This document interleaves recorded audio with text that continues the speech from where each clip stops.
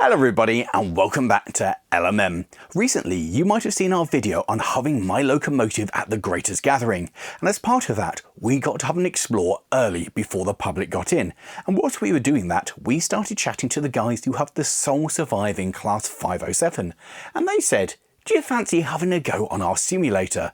To which I went, yeah. There you go, and then just reset that there. There we go. Take that off there. That's your driver reminder appliance. Just pull out. Yeah.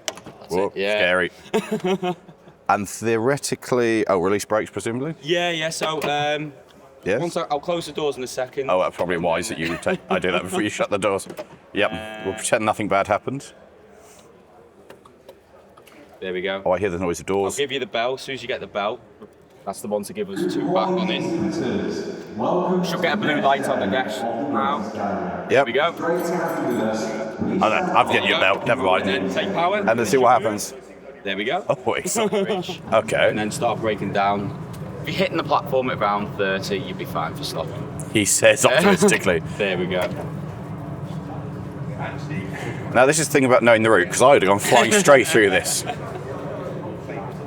It's doing fine at the moment. It's weird, isn't it? Because 30 mile an hour doesn't look... It doesn't snare. It's a little bit different. Like, I'm a train driver myself, and it's a little bit different in real life. Yeah, are you saying the simulator is a little bit different to how it actually is? Yeah. The screen side of it, definitely. Take that That's back. I'm going to say let's release that, because if not, where? It's only 3 coaches, this one, so wherever you want to stop is fine. I'm going to stop at some point. He says, hoping.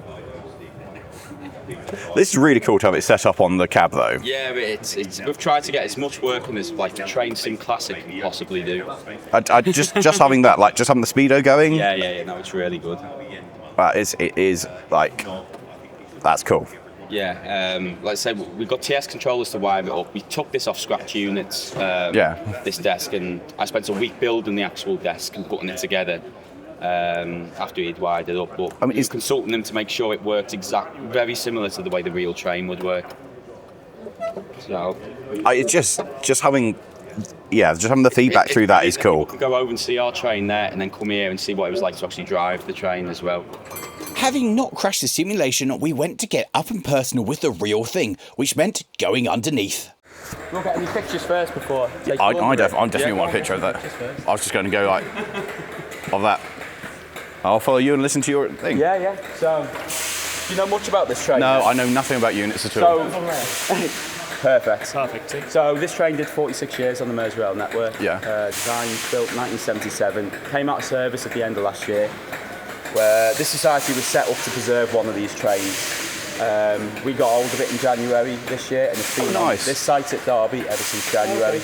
So it's had quite a good retirement up to now. It's been in warm storage. So is it based here, or is this just been working on it here? For the time being, it's based here. The future plans is for it to go to the Tannock Railway in Shropshire. Oh, yeah. But yeah, for the time being, it's based here, which has been great. We've had all these facilities to do work on it, and so we have 4 traction motors on this vehicle. Yeah. Each traction motor is around 110 brake horsepower. Nice. So, train's knocking out about 750 brake horsepower, something like that. And how much is the unit as a whole weigh?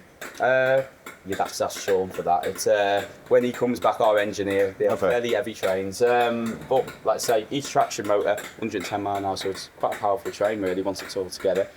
So this is the bogie, what we're underneath here. This system here, this is the tripcock. So it's quite a known thing within the London Underground. This is the reason Merseyrail adapted it onto this train is because they have large underground sections on Merseyrail. Now this is a way of stopping the train if it was to go past the red signal. Oh, is there a catch? Yeah, is it literally a physical catch and that dumps the brake? Stop there, and that will hit against that. That goes there. Takes all the air, all the brakes are done by air. Nice. On this. That will take the air out of the system. Dumps the system, yeah. And dumps the brakes.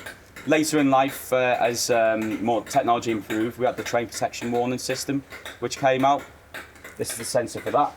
Which goes over the bits on the track, doesn't it? Yeah, those grids what sit on the track. What you went over on the simulator before, that's what picks it up on the train. And that does the exact same job. But for the underground sections, they still kept this. And the trains that replaced this on Merseyrail, the new 777s, still use this technology now. If these were still in service, you could be a right pain now by just going, and then walk away. Well, one of our volunteers was doing the pit tour the other day, was describing it and hit it, and it did its job, and all the air come out. And he couldn't hear a thing for the air coming out. So it still works as it should. as we move a bit further on, so these trains ride on air. Oh, it's suspension. Suspension. Oh, yeah. You've got your dampers here. That is your primary suspension, like on a car. So that's your primary suspension. But your secondary suspension is your airbags. You can't quite see them here, but I'll show you them on the trailer coach. And your airbags is what the coach sits on. That's what gives a smooth ride when the train's going along. The air from them comes from these surge tanks here. So when you get loads of people getting off the train, you quite often hear a hissing sound coming out of trains. That is the air coming back out of the airbags. So the train so it balances itself up. So it always stays the same level for platforms and That's stuff. cool. Via a variable load valve. That is cool. And then when more people get on, the air comes back out of them when more pressure is needed into the airbags. So it keeps them at a constant height at all times. So that means if you have to drain the system, it must take an age to get everything charged back up and fill all your reservoirs up. Well, to be honest, not so much. We put air to it today. Within about 4 minutes, you've got everything back up. That's surprisingly You've quick. got it back up to about 8.5 bar. Yeah. I thought it'd be a lot longer to the whole system. No, it does build up. At the moment, we've got a shore supply connected to the train, which is providing air and power for our lights inside. In real life, this will be on third rail. This is a fully electric train. So when it's on 750 volts DC, the compressor is on the rear coach, and the compressor would run to build up the air. And there's a main reservoir tank which the air gets stored in at the rear coach, and then that provides through air pipes into all these reservoir tanks here. So it builds up fairly quick. Above our heads here, this is the camshaft.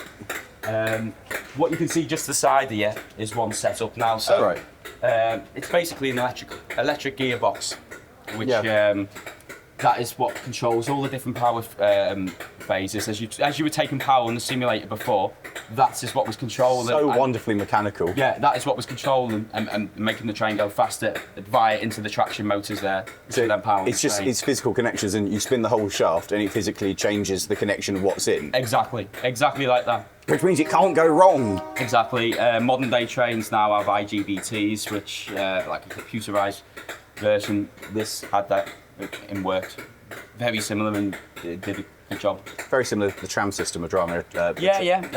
London Underground had it on a lot of their trains until the very early 80s. This was getting used on trains, and then they developed it into like the thyristas and that to be. Because the only issue with this is you can take power and take more power, but you can't reduce the power. To reduce it, you have to go fully to off and then start through the sequences again. Okay. So with modern trains now, you can adjust the power exactly how you want it. So you've got to go step, kill it. Yes, and then back. Yeah, if you want to take power again. So that is the only downside to having a camshaft setup. Which is why they developed on it and changed it to what we have now on train. So this is where all your contactors live and everything for the camshaft, all under this box here. Right, so these are your batteries on the train. So you have, like I said before, 2M vehicles, your power vehicles. This side of the train, the B vehicle, is where all your electrical side produced. Your A side, that is where all your air comes from, your compressor and that. So these are your batteries. This is your motor alternator. Like on your car, you've got an alternator on it, recharges your batteries when it's on the third rail, keeps your lights going inside. That doesn't work, you start to have issues, these are not getting charged, and the train's not, it's going to end up having problems with it.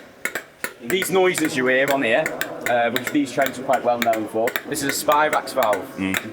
Well, what that is doing is getting rid of the moisture from inside the tanks. All these tanks have Spirax valves on it.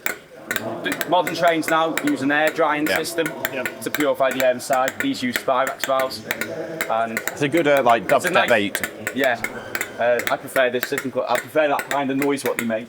But it's reassuring, you know things are actually happening. And exactly, you can hear them happening rather than it being silent on a lot of modern traction. Here, these are the sanders. Most trains have sanders. This train has an automatic sanding system called WSP, wheel slip protection.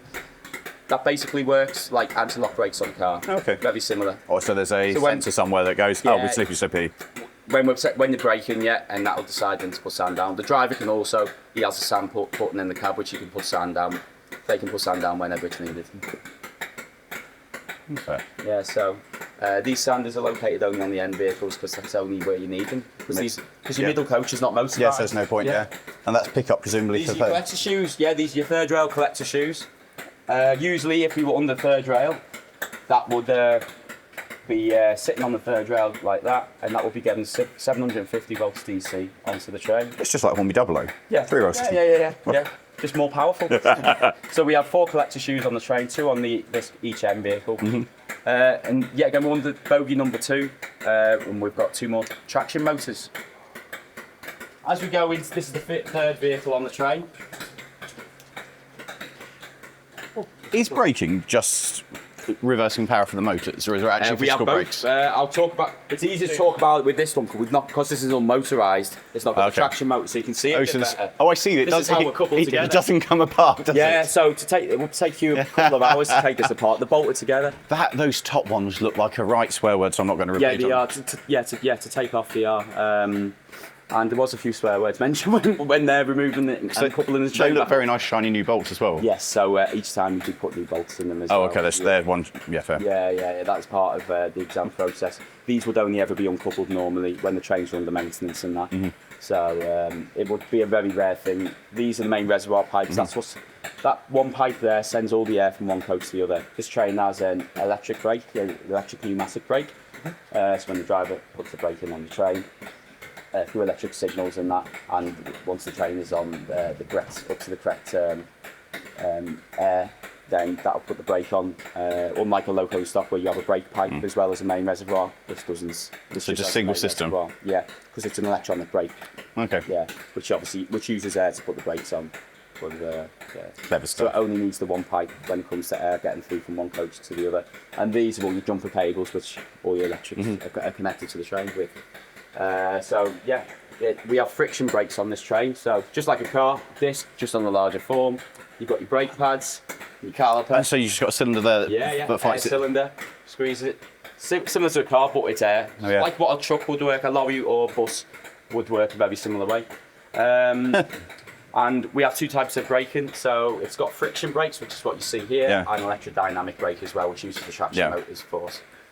On those 2 end coaches which are motorised to brake. So when in service, if the dynamic brake is working properly, these are doing very little really. Yeah, makes sense. Which also, this was one of the first multiple units to have a dynamic braking system on it. This was 1977 when this. Oh, so that was new tech. Yeah, 1977. So that technology was there then on multiple units.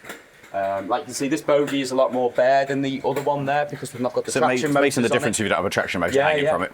And you can see those airbags I was mentioning before better.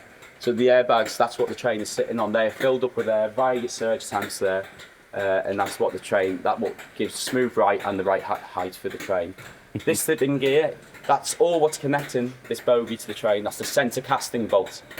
If you were to lift this up and dangle it, it should dangle from that bolt there. Because obviously when it's on the track, the weight of the train is weighing that down, but that's the bolt what connects it together. That's still horrendous. That's utterly. Well, it's the same thing. It's like when you tell the public that the track's not actually held down; it's just laid there, and people are like, "What?" So it's just heavy. It sits there. Ballast stops it going side to side. And it just stays. Yeah.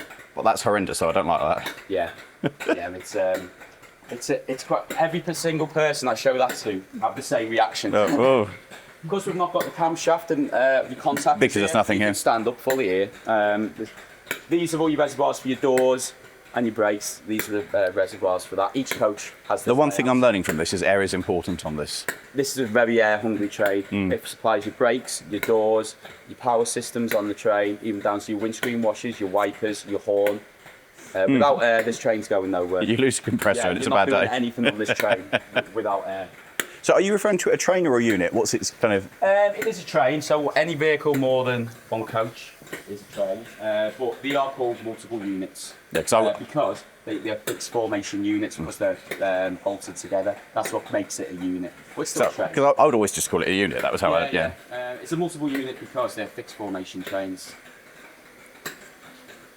So as we keep walking on, you can slightly feel that. You can feel the air and now and again the moisture coming out of the bottom. You will see droplets of water now and again come out the bottom of it. This was quite a unique setup to this. When this train was built, 8 of the Merseyrail fleet were fitted with this. This is a sandite box. So you might have heard of rail-led treatment trains. They go out, they put a sandite solution on, usually in the autumn and winter months. To prevent trains from slipping, like what the sanders are doing on the train. When this train was developed, they thought it was a good idea to fit the train with its own sandite solution. So when this will go out, this will have a pipe that will come down from there and put a solution onto the railhead to make sure trains wouldn't slip and slide when braking. The only downside to it was, if you've ever seen a rail air treatment train, they are filthy because the solution sprays up all over the sides of them. And by the late 80s, that was a problem up there as well, having on these trains, is trying to clean them. It was a pain. So by the late 80s, they removed the pipework and that, but everything else in the system still remains now. That's cool. So the box and everything is still. It's one of those great ideas until you put it into practice, yeah. And it's something for a passenger train, very unique. I don't know of any other passenger trains that's had this fitted to it. Because usually, nowadays, Network Rail will go out with their own sandbag train, which isn't a passenger train, and put the solution on the track. But they thought it was a good idea to put it on a passenger train because it's out on the network. Yeah, on paper, it makes total sense. And it saves money in sending an actual purpose-built train to do the job. And as we get to here, same is repeated again as the other coaches. Your surge tanks, your bogies, your suspension. The only difference on that rear coach, that is where your compressor lives, what builds up the air, and your main reservoir tank, which feeds all the air reservoirs on the train. But yeah, that's underneath the train. That's great. To be fair, it's so important to see things like a 507 being preserved, because it's so easy to overlook them, and obviously compared to having like my 48 or even the 47 over there, it's such a bigger thing to look after. Yeah, it is. And these trains as well, they were one of them trains only one in service on the network. They were there and people took them for granted, and then suddenly they weren't there. And we've had people come to this event this last weekend. We had a group from Liverpool the other day. They weren't exactly train enthusiasts, but they came here especially because this was here and this is what they grew up on, this train. Yeah. And being able to go under a train which they've rode on for years, go inside, see the cab, see a simulator and that, they love that. Yeah. Oh, it's really important. Yeah. I mean, they don't do anything for me. I'm steam and diesel, and this for me, it doesn't do. But I strongly think it's a hugely important thing. So kudos for doing it and looking after it and keep them on, because if not, we'll turn around and be like, oh, we remember them, and they'll be gone. It's the last one that survives for the 507 fleet now. And it's important to keep it, because for so many people, as you said, that was every day. Yeah. That was their childhood of going on one of these. It's part of the history. So yeah. Okay. Good luck with it. No, thank you. Yeah. If you want to have a look on the interior, you can do, and have a look in the cab. Oh yeah, let's have a quick look. You can compare the differences between. Which way do we go? Just go out to the right hand side there. I'll take your hats off once you get up at the top. I'll take your hats off. Just put your head on the rail. I love that though. That's such a lovely idea. Oh yeah, the sponsorship's been a really good idea. So they could get the name on the seat, or they could get the name on the wall. Oh yeah. My sponsor a Tiger and sponsor a 507. Exactly. Yeah. This will last long, the Tiger. So yeah.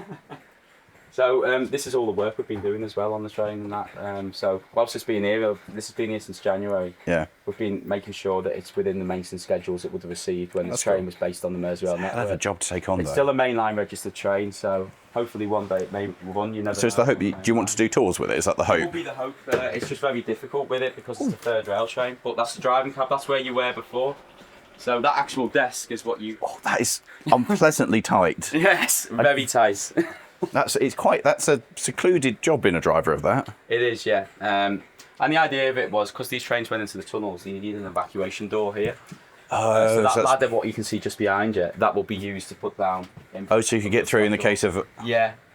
So that's why the cab had to be so tight. It is. And when this wasn't getting used, this would be locked away because this was an evacuation door, so people could actually get into so they can't actually get into the driver controls. It's a little claustrophobic in there. It is a little bit, yeah. In service, drivers always had this door open. That's understandable. When they were built, they were designed to have it closed, so there used to be glass window there, so they could close it and look out the window for stop boards and that for stopping the train. But yeah, by the early 80s, they removed the glass on it, and most drivers used to just leave it open anyway when driving. But yeah, it's very tight. But it makes it kind of seeing the control desk makes the simulator seem completely different now. The simulator's a much nicer place to be. Yeah, it is, isn't it? Because it's actually a bigger environment what you're in. I tried to get it as much as possible with the walls on the simulator. So if we built it up to the top and round the side, I think that's what you want, that kind of thing for it to give that sensation. Just to try and give the sensation of what it was like. Because the design with our simulator is that we can remove it really easy and take it to events. So we go to model rail shows and stuff like that. Yeah. So we can take it around to advertise this train and that, and to get more members. Oh, for sure. It's the best way to advertise the whole thing is to get people involved. Yeah, and it's worked so well at this event. If I show you out here now, what I was saying about in the pit, about the camshaft, we've got a setup here. Oh, so this will show us how it works. I think it may be. Oh, when the driver took power, this is what would work. And that is inside there, so what you can see in there, minus all your contactors, That's lives in there. I love mechanical stuff.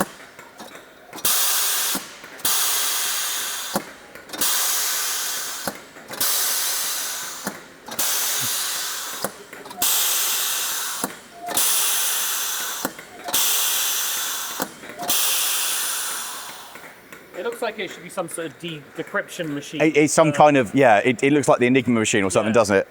Also, that is, although it's nothing to do with steampunk, that's a steampunk thing. Yeah. That's That's what will be going on, and that's what people also remember about these trains, is hearing the contactors and that, and hearing the camshaft as the drivers put power on them. it's just so satisfying. This is why we've set, this is a spare camshaft which Yeah. we took, and we've wired it up. So we've tried to make it so people, as much as we can't move the train, you can see what it was like and how it worked. That's great. Something he never saw because it was always behind these cupboards. See? Yeah.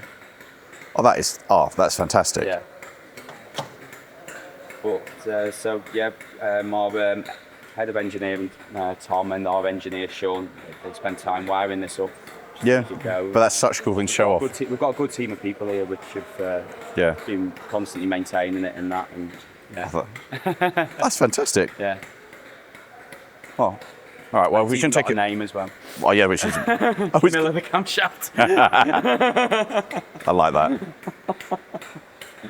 Oh, that's well, thank you very much for taking us through it. okay. So thanks for taking the time out. Right, no. That's really do. good. Do you want a badge? Oh, I can give you a badge. As you can probably tell, I thoroughly enjoyed that. I've been lucky enough in my time to go under a variety of rolling stock and steam and diesel locomotives, but never before had I managed to get underneath an electric multiple unit. And for me, I thought it was fascinating to see how this was. More so for members of the public who had never been involved, to be able to get underneath and see what it's like underneath a train that was out on the main line. I thought that was a wonderful thing, and it made it a lot more accessible for people to get excited by it. As I said, I'm not really into units, but I think that is a hugely important part of preservation, because once those units are gone, they're gone. So being able to preserve something that was so everyday for so many people and shared such a big part in people's histories, I think that's fabulous, and I wish those guys the very best. The tour was superb, the guys were super friendly and super knowledgeable, and I really enjoyed it. In fact, for me, it was one of the highlights of the Greatest Gathering. It was just that little bit extra special, particularly having to go on the simulator made looking at the cab of the thing so much more real and understanding what it was like. So they were super. I wish them the very best with preservation. If you want to find out more about them, there's a link over there in the video description where you can read more, maybe get involved and help them out. I don't know what they're going to do with it, but I really hope to see it out on the main line in the future, because electric locomotives, units, whatever, are going to be a big thing for the future. Currently, we don't have anywhere we can run them in preservation, so perhaps that's something that will change. Let me know what you think in the comments below, and let me know if you enjoyed going underneath and finding out about this engine. If you have enjoyed this, how about clicking somewhere over there for the video on the Greatest Gathering, or below it for the video looking at getting my locomotive there. And with that, well, thank you all very much for watching. I hope you've enjoyed going underneath a 507, which is probably something that most of you have never done. And with that, well, thanks for watching, and we will see you next time. Ta-ra!